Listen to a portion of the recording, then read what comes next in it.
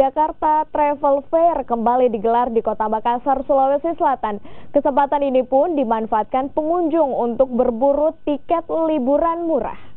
Sebanyak 32 industri pariwisata, diantaranya Dinas Pariwisata dan Maskapai Penerbangan, berpartisipasi dalam Jakarta Travel Fair yang digelar di salah satu pusat perbelanjaan di Kota Makassar, Sulawesi Selatan. Kegiatan yang berlangsung selama 3 hari ini menargetkan transaksi hingga 2 miliar rupiah. Pengunjung pun memanfaatkan travel fair ini untuk berburu tiket liburan murah. Megawati K misalnya, wanita yang suka traveling ini mengaku potongan harga tiket untuk liburan menjadi murah dan menjadi salah satu daya tarik dari kegiatan ini. Lagi nyari referensi tiket-tiket murah untuk rencana traveling.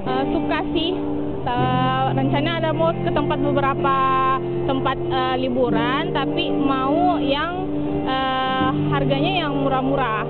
Karena Makassar kita anggap sebagai pasar sangat potensial bagi Jakarta ya, dan bukan tanpa alasan kami kenapa memilih Makassar, karena berdasarkan masukan dari teman-teman industri pariwisata Jakarta, kita mengadakan voting kota-kota mana yang mau dikunjungi dan mereka memilih Makassar dibanding kota lainnya.